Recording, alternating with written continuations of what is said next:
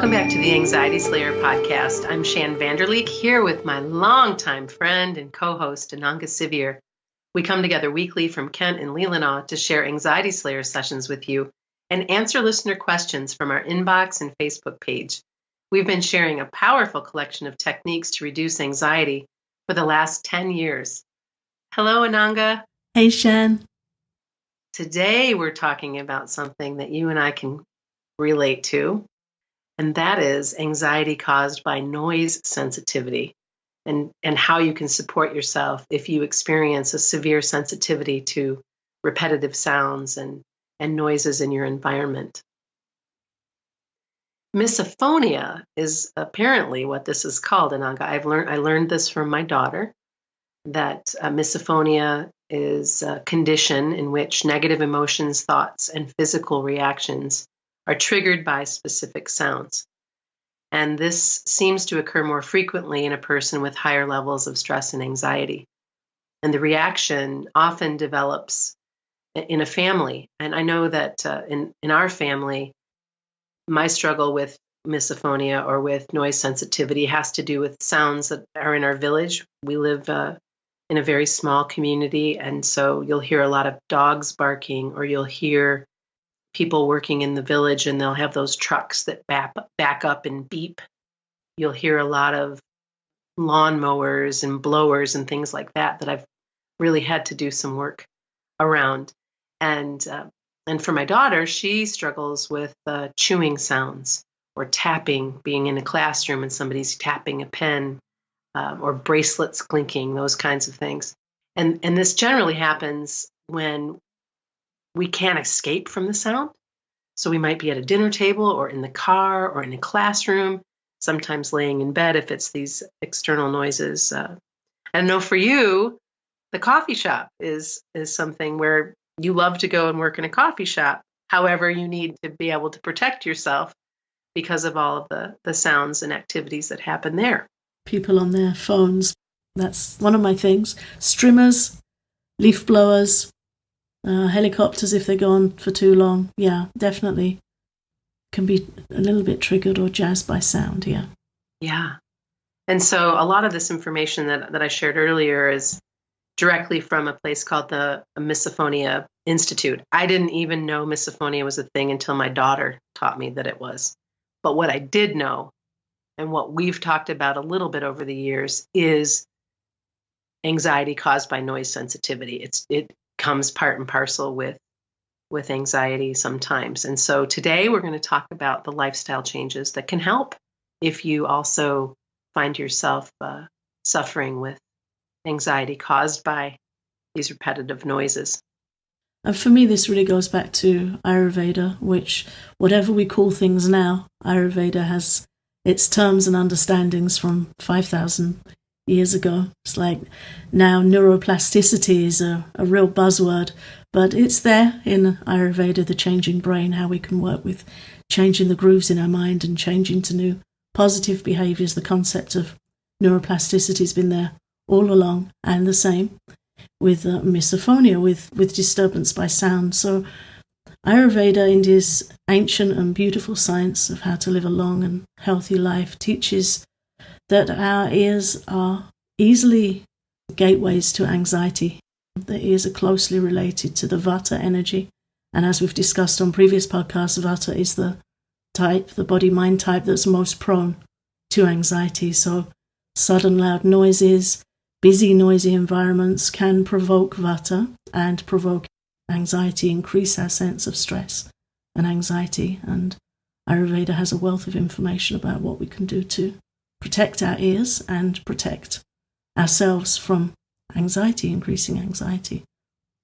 And one of the first things to do is to protect your ears with warm oil, which really helps calm Vata. So for a relaxing home practice, you can apply warm, untoasted sesame oil, raw sesame oil, with a dropper to one ear at a time. So you can rest for a few minutes with your head on a pillow to hold the oil in your ear for a few moments, and then flip over, drain out the oil into a tissue, and switch and repeat on the other side. Or for a quick fix, a quick support method that's easier to do on a daily basis, you could apply a little bit of oil to your ear by dipping your finger in some warm oil and applying it to the inside of your ear during your morning bathing routine.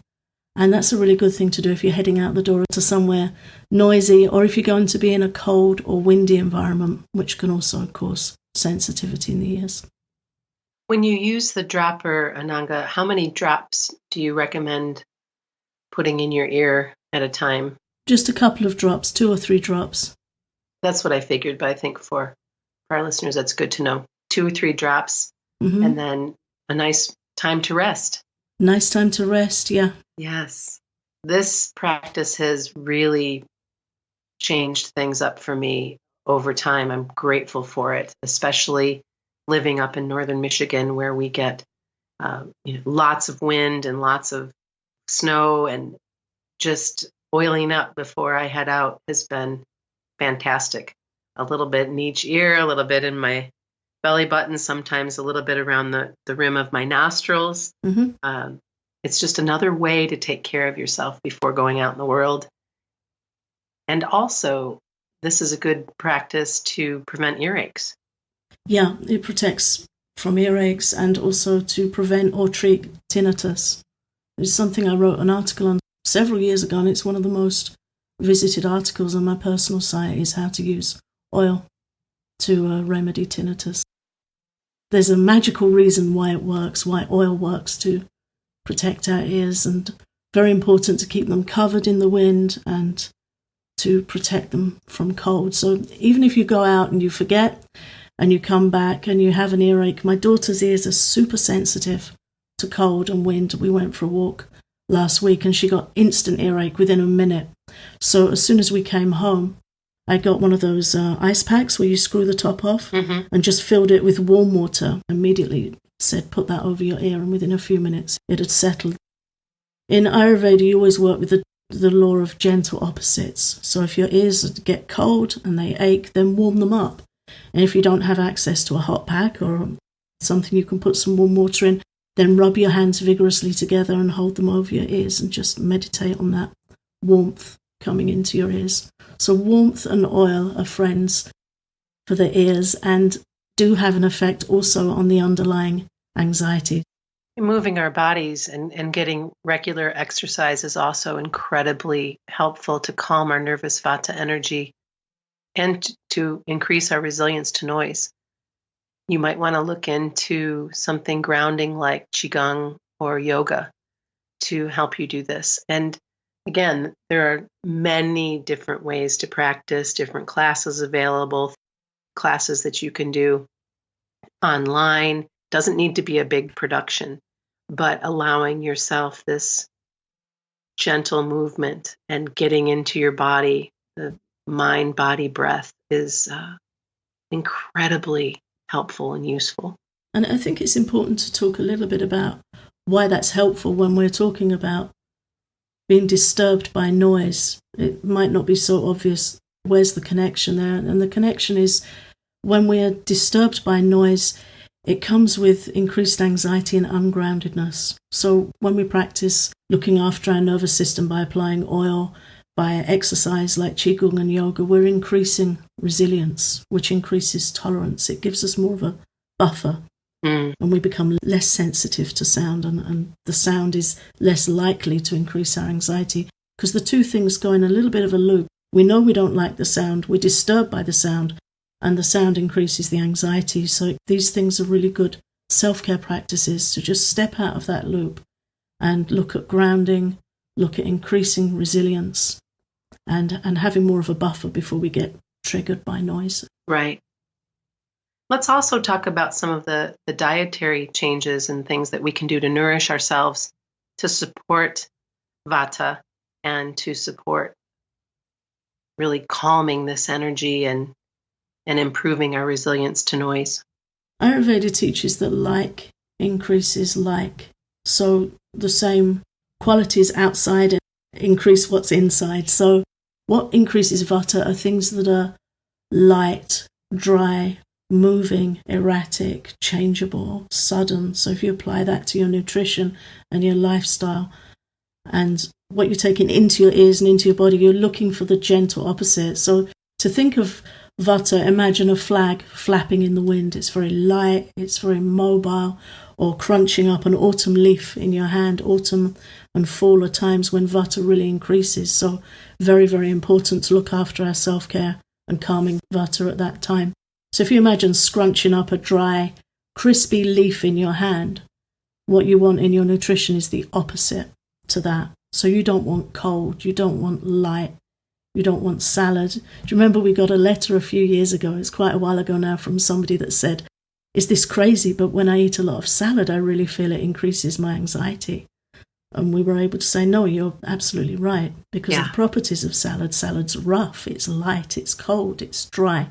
So these are the energetic properties that we need to look at in our food. So if you're looking at the example of a crunched up, dry autumn leaf, you want the opposite in your nutrition. So you want warm, heavy, moist, slightly oily, the absolute opposite. So if you imagine holding in your hand some rice and steamed vegetables with some olive oil and warming spices, it's opposite in nature to a crispy autumn leaf. So those visualizations can really help keep Ayurveda applicable and easy to understand. So in nutrition, that's what you want. You want warm, wet, slightly oily. So beautiful root vegetable soups, carrot soups, squash soups with some olive oil, basmati rice, beautiful warming spices like cumin, baked apples with cinnamon. You want heavy, sweet, warm, a little bit of oil.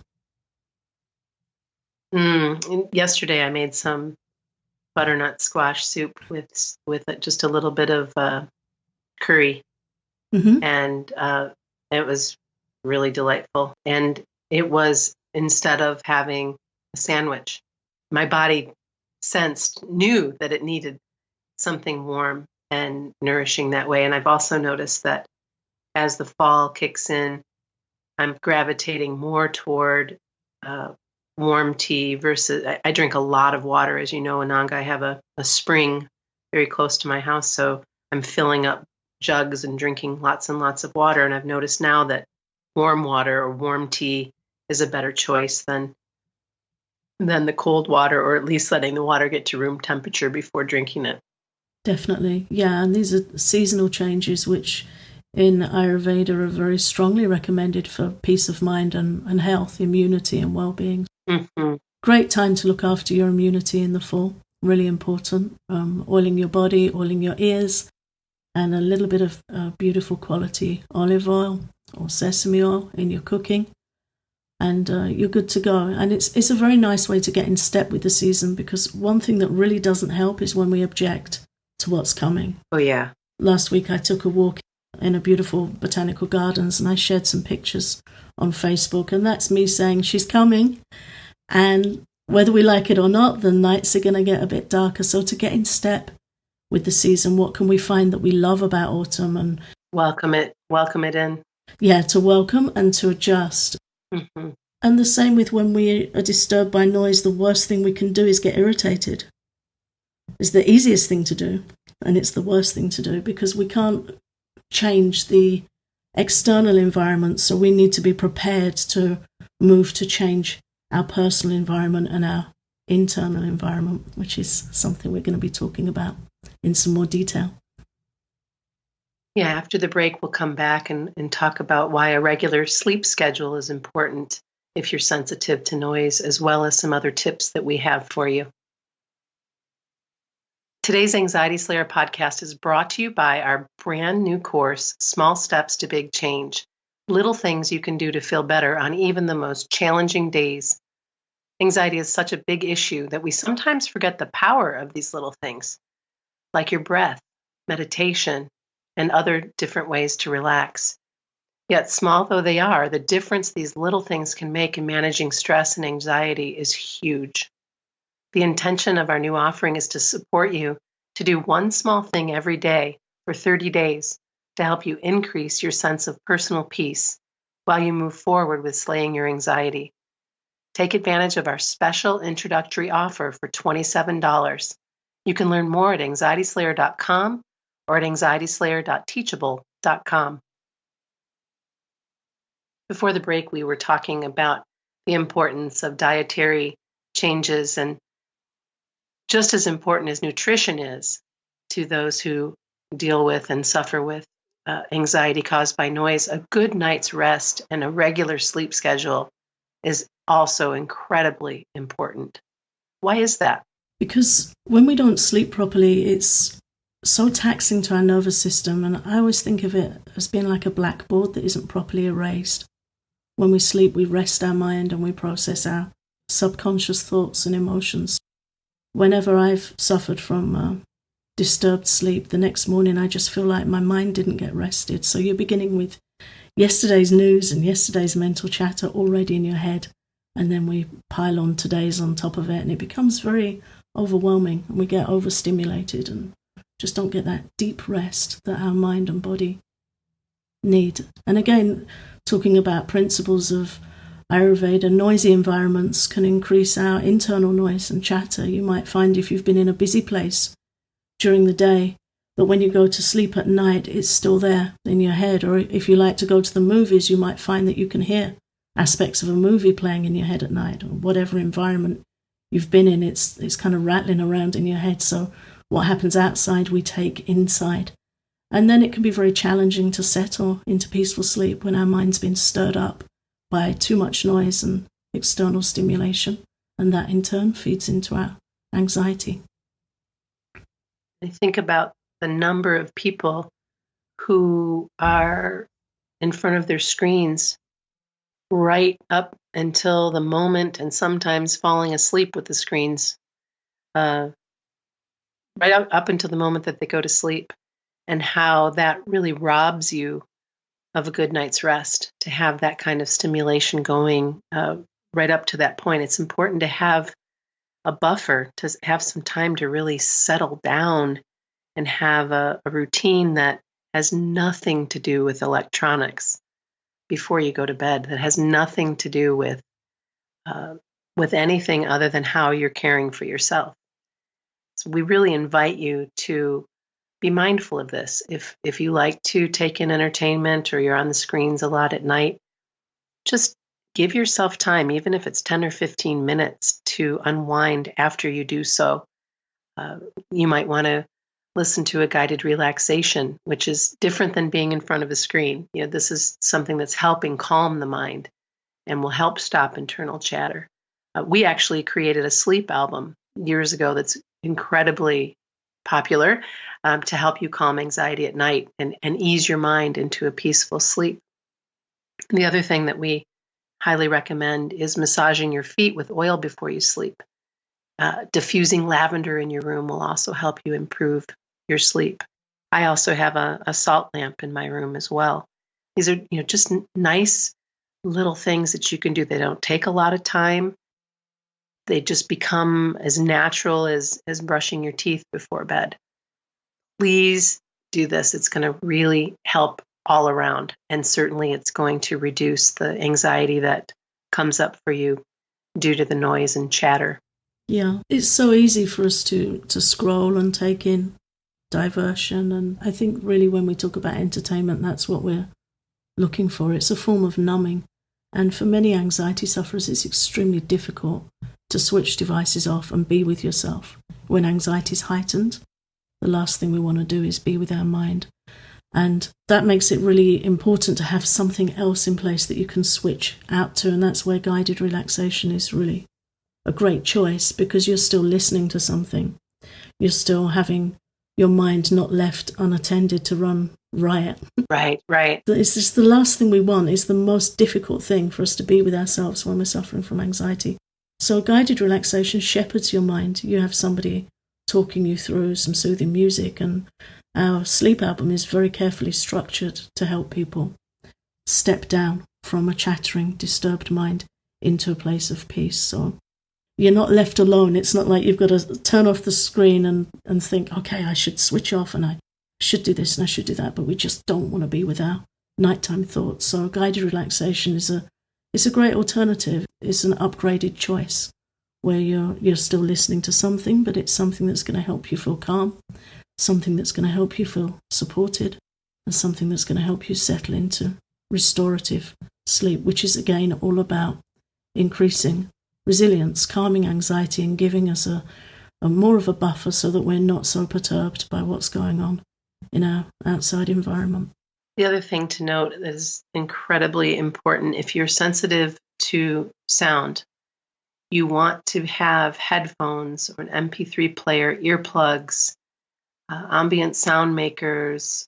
These things are incredibly helpful, useful, supportive.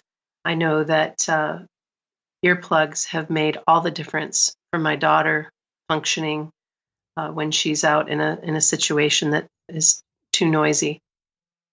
The ambient sound is something that I've used for years to help me. I have a pretty easy time falling asleep, but sometimes more challenging staying asleep because I have really sensitive ears. So a cat jumping off of a couch or the slightest noise outside, I'll hear it. Mm-hmm. And so having that noise, that ambient sound is incredibly helpful. And then when I'm out and about like you, Ananga, if I want to work in a coffee shop or if I want to go somewhere and not be in my home office, but get out, the best way for me to do that is to have a good set of noise canceling headphones in my ears. And it allows me to just be in my own bubble and work and not get irritated by the sounds. Yeah. So sound protect, this is important. Using sound protection is a key ingredient to helping you feel a lot more calm and relaxed. Absolutely, because as soon as we fixate and we get irritated, then it's become bigger. It's become a bigger issue. Mm-hmm. You're dealing with two things instead of one thing. So really important to have with you what you need to tune your environment to your own comfort. I never go anywhere without my headphones or without earplugs. Yeah. It's such a thing for me that I have in my backpack that I use when I'm going to write for Anxiety Slayer. This morning I went to a coffee shop and I check before I go, you check you got your car keys. Right. Earplugs. I know it. And not one pair, but 3 different types of different foam density and different noise cancellation levels. You're very serious about this. It's very serious. And I have really Vata ears, super Vata ears. When I take an earplug out, the shape of it looks like the branch of a bendy tree. The ear canal is small, sensitive, and wonky. It's very Vata. So for me to get earplugs that fit, I have to have small ones and they've got to be soft. And I've done a lot of research, but it's quite good fun. You can go somewhere like Amazon and just spend about £3 in the UK, dollars where you are, and get a variety pack and try them out. This is what I did with great relish until I found my perfect earplugs. Right.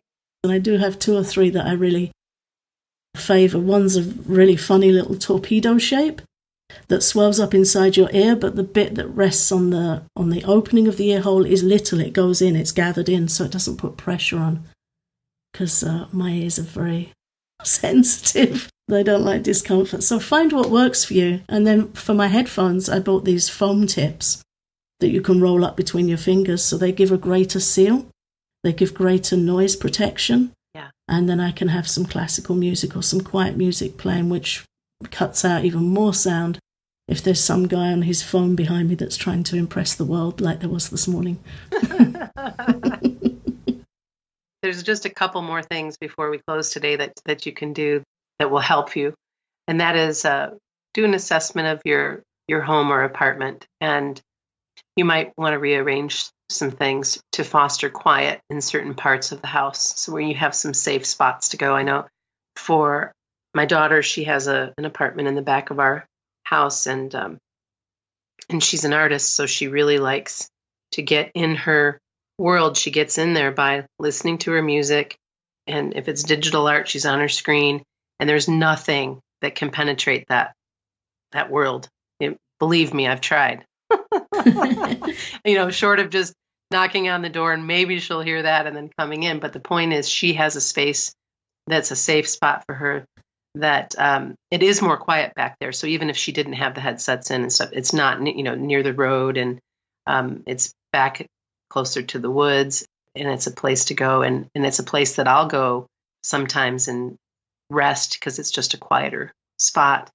The other thing is, in planning events, be mindful of events that might not include eating or close settings that where that noise could get on your nerves even more. You want to have a quieter setting. And if you are going to go and do things and be in a more noisy environment, be mindful that you have your sound protection with you.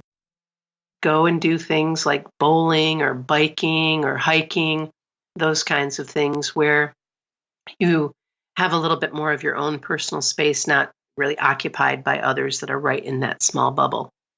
And it's important to note that we all have the right to choose environments where we feel more comfortable. We don't have to conform to other people's ideas of fun all the time. No. If we have a sensitivity to noise, sometimes that comes from trauma. Sometimes we're triggered. I know for myself, over recent years, I've been through a little bit of trauma, a reasonable bit of trauma, to be honest. I'm not laughing at you. Just as soon as you said a little bit, I thought, okay. Because you're my dear friend and you know. And my startle reflex increased immediately. If a door slammed, I would put my hands up over my head. Now, some might say I'm too sensitive, but I would say that's because the person accusing somebody of being too sensitive is insensitive. It's what happens when we're triggered, when we're disturbed.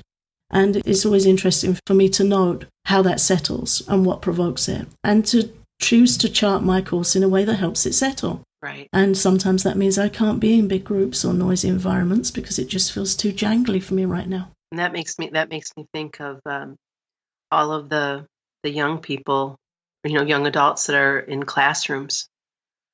And often those classrooms, there is so much activity going on.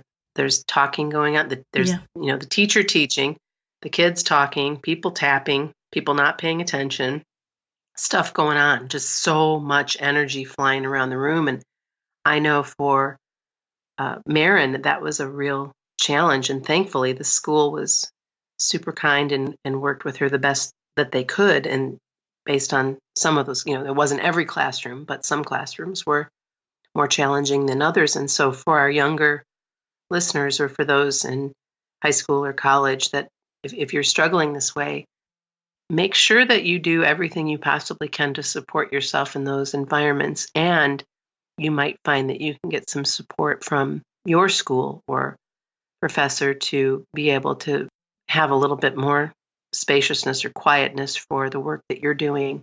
It's okay to ask. I mean, you deserve to ask. You are not the only one. You are not alone in this. This is a big deal, and it's why we're talking about how you can support yourself if you do have the sensitivity to noise. Absolutely. And it's important for our self-esteem and self-respect to be able to say, hey, for me, this is a struggle. If others don't understand it, that's their thing. But we have the right to speak and say what we need. And I know several kids in the UK that would rather be in isolation, which is what happens here if you kick off in class. You get put in a room on your own. And I know kids that desire to go there because they can just concentrate and be quiet and get on with their work.